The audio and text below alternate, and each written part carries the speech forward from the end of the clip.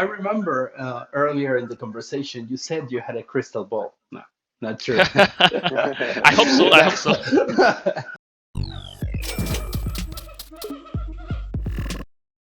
Hi, guys. Welcome to the Human and Machine, where we simplify everything Web3. I am Chloe, the human. And Hikaru, the machine. Today we're going to be interviewing one of the biggest and most influential blockchain ecosystems in Web3. That's right. We have Walter Lee, Business Development and Web3 Game Growth Lead, right, of BNB Chain. How are you doing, Walter? Nice to meet Hey, you. Nice to see you. yeah, nice to meet you guys too. It's my pleasure as well. Happy to be here to talk about Web3 with the human and machine. Beautiful. Thank you very much for taking the time. Okay. And well, let's start precisely with the trending topic of Web3 gaming and the mass adoption. Okay. So, what major trends do you think that will define Web3, right, gaming in the next 12 months? Yep. So first of all, I do think that based on current data and statistics, that Web3 gaming is currently a key vertical, and it will continue to be like besides decentralized finance. And it is actually quite an exciting question that while working with like many developers coming on board, right, we are looking at a lot of diversity of games. Like we have trading card games, we have like Japan RPG style of games, and most importantly, like we can see very high quality studios slowly coming on board. So, and good example will be that on our socials in the last event, ECC in Paris, we can see a few games out there being showcased that are building on BNB chain. So, for example, Oxia Origin, Legend of Elysium, Mami.io, and the studio GFL. So, very exciting for all these Web3 startups to showcase high quality games that they can bring to the BNB chain. And most importantly, in the next 12 months, no one has the crystal ball, right? But I do hope that the strong and OG studios, Web2 studios, like possibly like from Japan, Sega, Square Enix, will start getting into the Web3 gaming space, and things will get really exciting when all these things happen. Mm. Yeah, it sounds exciting. Yeah, I'm excited. Yeah, yeah, no, we are too. Yeah. Like that's what we hear from everyone else in this space. So I think Hmm. we're on the same page. So let's just say these high quality game studios come in. All right, titles roll out. Now we're going to need, new users to come in into Web3. But as we all know, Web3 it's a bit complicated. There's still a lot of user onboarding issues, right? So how can we accelerate this education part, like you mentioned earlier, and onboarding for like the next millions of new users into Web3? And if you can give examples of how BNB Chain is contributing to this.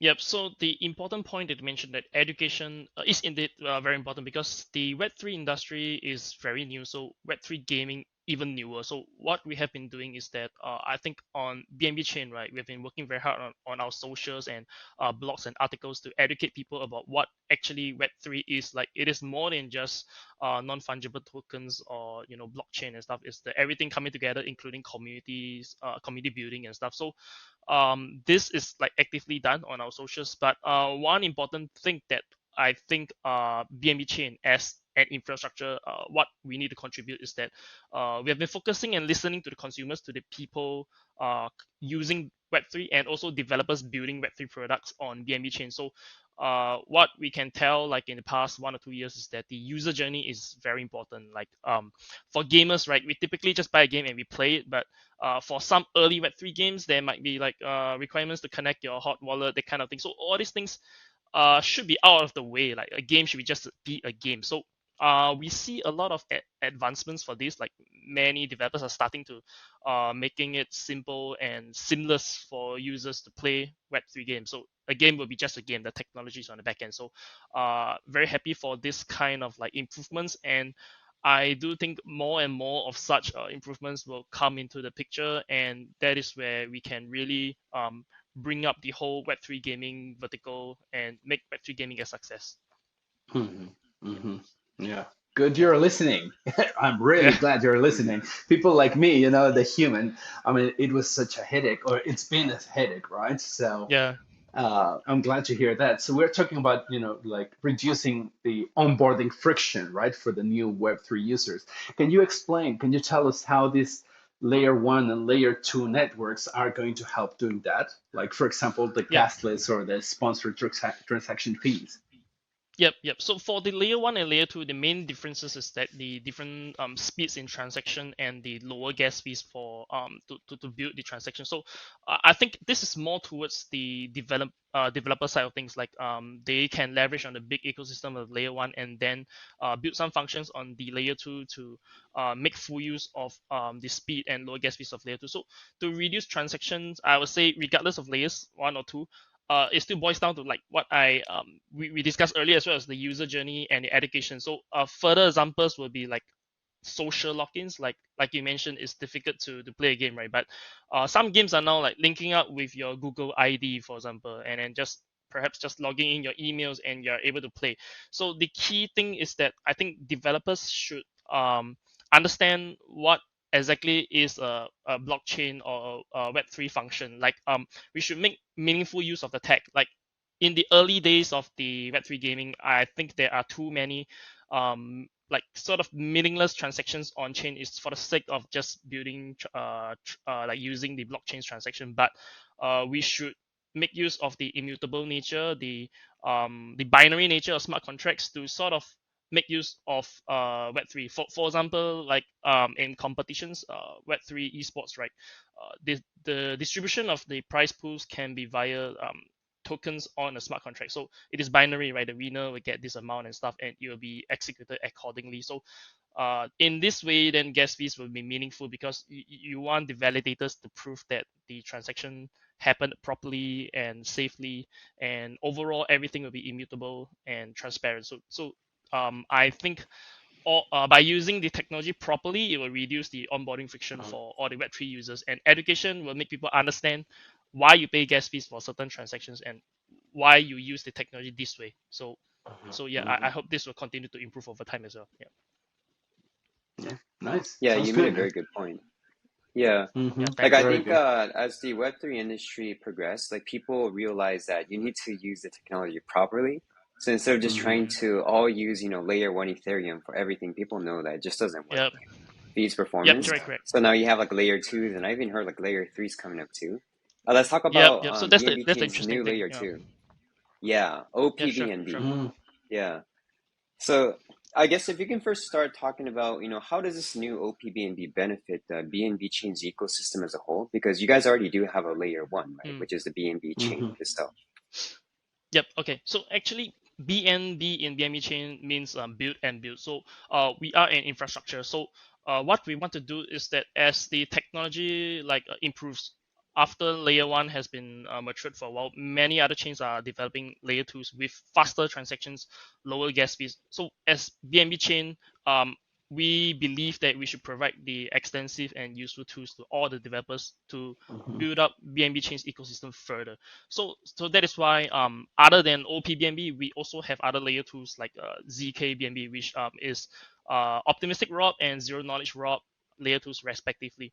So building this, I mean having so as I mentioned, having all these tools, right, is also a way for us to let developers know that the BNB chain ecosystem will be ever innovating and always catching up to the trends, and allowing the developers to really just continue building the product, or new developers can just come in, make use of new products and infrastructure to build anything like innovative in the Web3 space. So right now we have around 1,000 different dapps via all these innovative infrastructure users. So we'll be happy. I'm quite positive that BNB chain will continue to grow a lot more.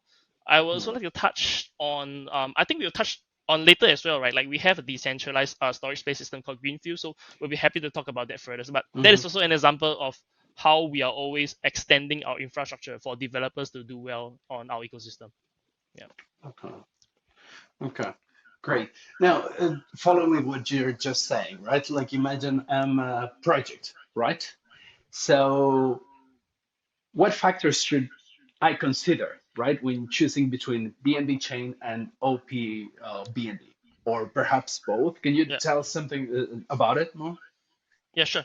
So for the layer one BNB chain, it is our most established and the main chain, right? So 1,000 plus dapps have been on it.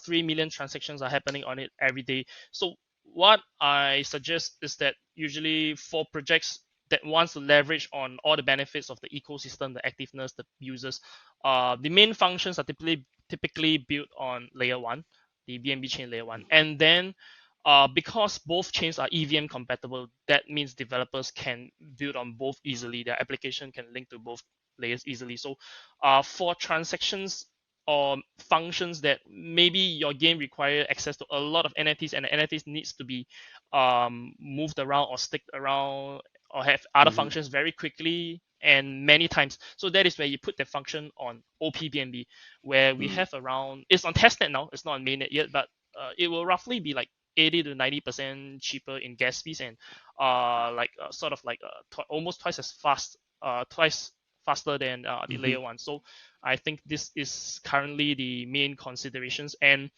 this is just the current considerations. Like things keeps changing, innovations keep coming in. There might be someone who built something that optimizes all these things as well on the opBNB as well. So yeah, it's keeping an open mind on how you can make use of these two layers is quite important as well for developers. Nice innovation. Yeah, thanks. Yeah, it's really crazy just how things like change. Like people make a roadmap and Mm-hmm. then Yep, 3 months yep, later it's like obsolete in Web3. So yeah, it's a big challenge, huh? yep.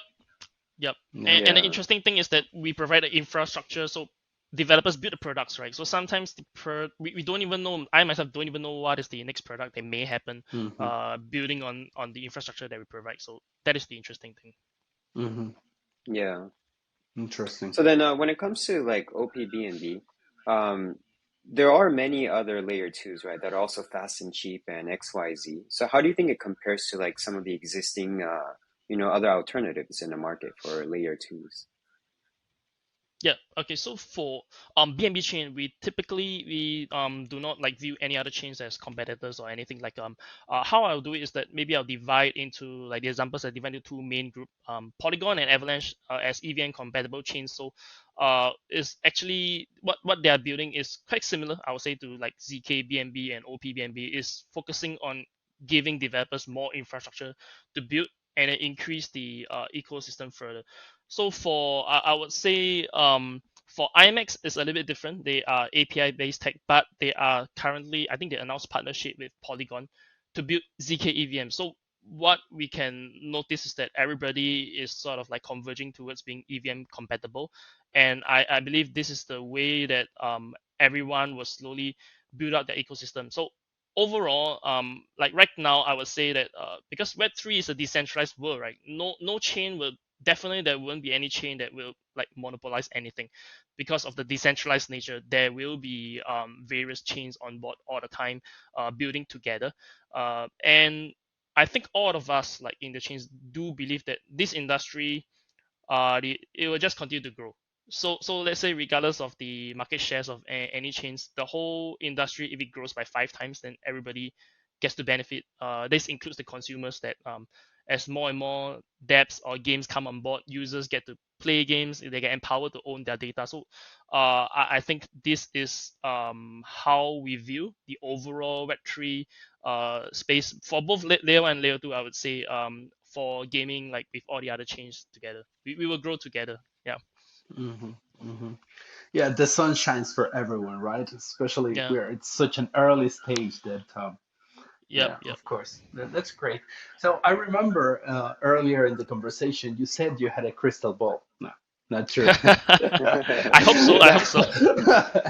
no, because the next question is this one. What types of games or dapps do you think that will define the success of opBNB? Yep. So yeah, like I mentioned, I mean, I do hope I have a crystal ball, but this is just how we view maybe Airbnb chain that Web3 is very new, and Web3 gaming is even newer. So and opBNB, that is the newest right now. So to define the success, like I mentioned, we provide the infrastructure, but we do not know how the developers will use it, and then what will come out of it. That's actually the exciting part of working at BNB Chain. So Mm-hmm. I do not know the criteria to define the success of opBNB, but uh, of the depths developing on opBNB. But I would say that as we provide all this infrastructure, right, the products or the games that are able to leverage properly on, let's say, layer one, is because you have a huge ecosystem. Yes, many other dapps available to like build your product. And then on opBNB, that is where you put your functions that require fast transactions, low gas fees.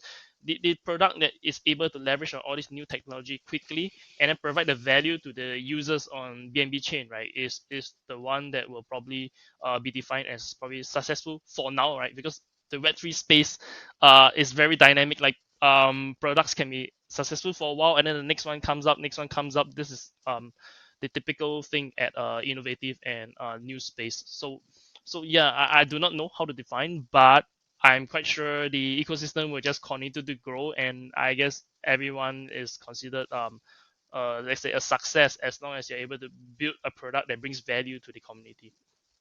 Mhm, mhm. Makes sense. Yeah. Yeah. I'm actually curious because, like, when it comes to Mm, success nowadays, we know that play to earn, right? That's pretty much over, and it has to be, fun games, like Mhm. quality. yeah. And I'm also seeing a Yeah. trend where these games are also becoming like more competitive too. And then, like, I hear like Yes. esports, right? Blockchain, Web3. So, like, how do you kind of Mhm, see the mhm. esports gaming and like the Web3 space spanning out? Oh, nice. I'm very glad you asked because as I build Web3 games on BNB Chain, right, the first thing I came in is like, okay, we have to do esports, like Mm, because you see, Web3 is about community, and if you have games and community, let's say Web3, naturally it shows that there's value in building esports. So I think in the innovative space, right, like we have a problem whereby games or products might just be there for it goes for very well, it gets viral for maybe half a year, 1 year, and then the next one comes on. There is no products yet that is able to sort of harness the value consistently and then Mhm, gradually mhm, sustain that growth. So esports is actually a proven way in the existing gaming industry to prolong a product life cycle and then renew mhm, and able to like hype up the renew and refreshes. For example, a game typically will last for 2 years, 3 years, but a game with esports, StarCraft, Dota 2, League of Legends, they can last for 10 years or more. So it is not about, yeah, it's not about getting like you very good mention of, it's not the focus on play to earn anymore. So speculators will be out. We do not want like 1 million users today and then like 100 users tomorrow. mhm, We would rather 1,000 users every day for the next 10 years. So this is where esports, this is where BNB Chain believes that building the esports element is very important. So how does this get into Web3? It's very interesting. We have Web3 gaming ambassadors who are actually the top Dota 2 players. They are the gaming gladiators. mm, Um, they are currently the top Dota 2 teams. They have won like 3 back-to-back majors and are heading to the internationals. There are other games in like Fortnite also won championship in Gamers 8 Saudi League. So what they have is that their parent company, gaming.gg, is actually a Web3 product built on mhm, BNB chain. It's quite interesting. Like because of the esports arm, they through their platform they can provide NFTs of their players for fans to collect. They can provide a streaming platform they integrated with Twitch for their pro players to watch their favorite streams, their professional player streams, and at the same time, they get to earn crypto tokens from that, where they can use to also tip the players, the streamers, to support the content being created.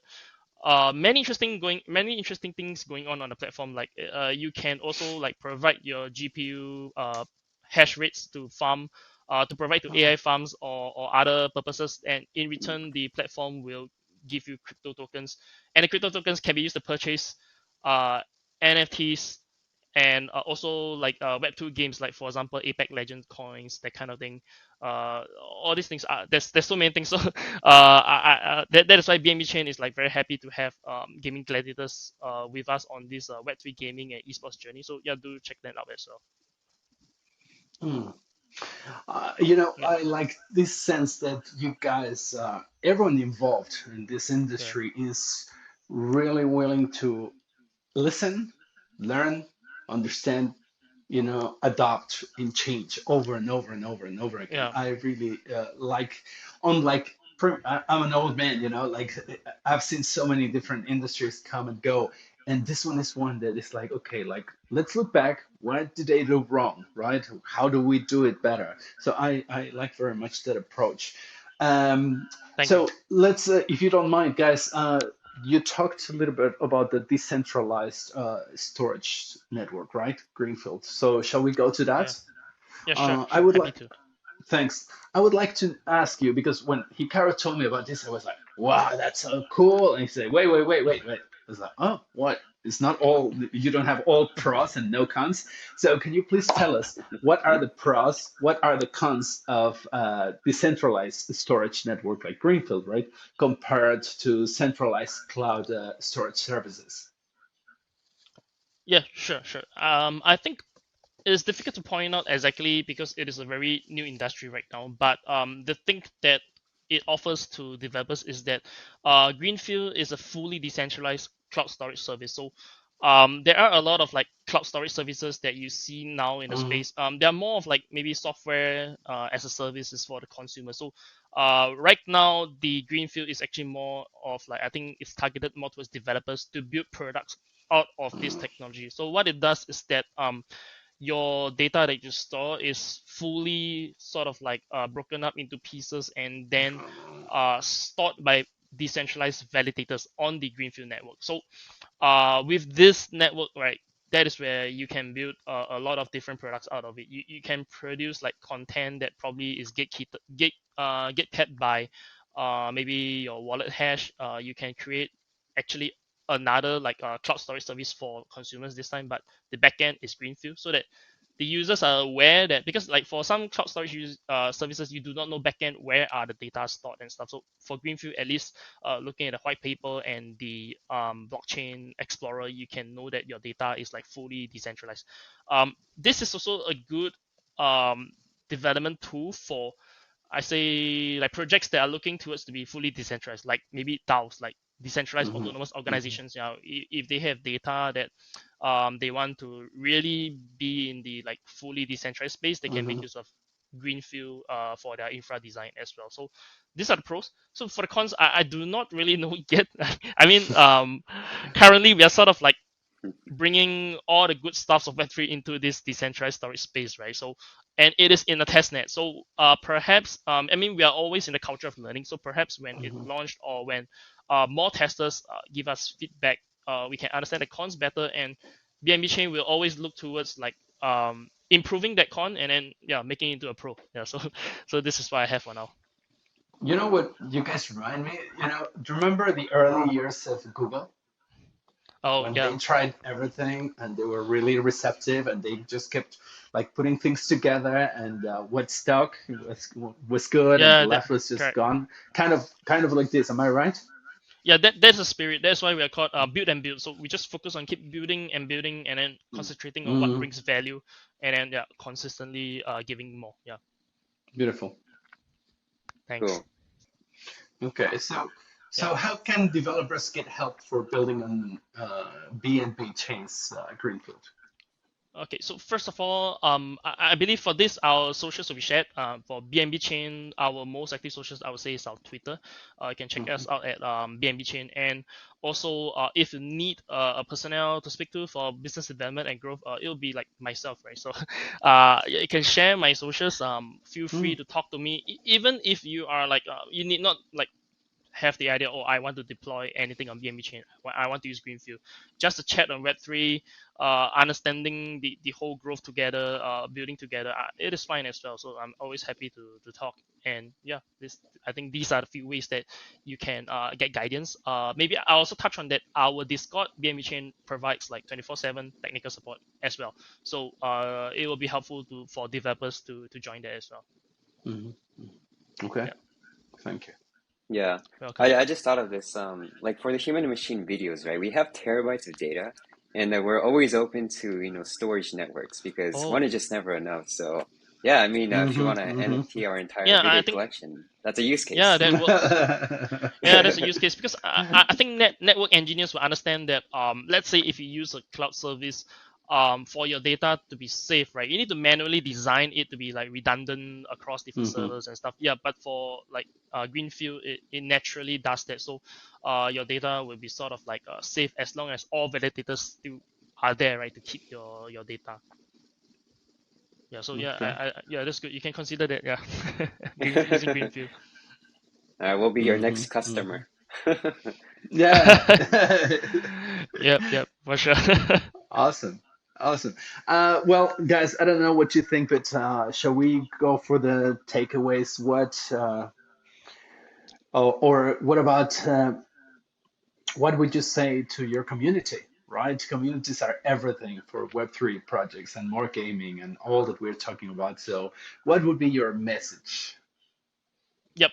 So like what you said, at the start, right, I mentioned BNB Chain is like one of the top, most vibrant, most active, Hmm. most massive ecosystem, but that is not possible without the developers in the first place. So in all the like the questions asked in this interview as well, you notice that I do not know the future as well in the Web3 side of things. I don't have a crystal ball, and it is a lot very dependent on the community and developers on what you're building and bringing to our ecosystem. So it's a vice versa thing.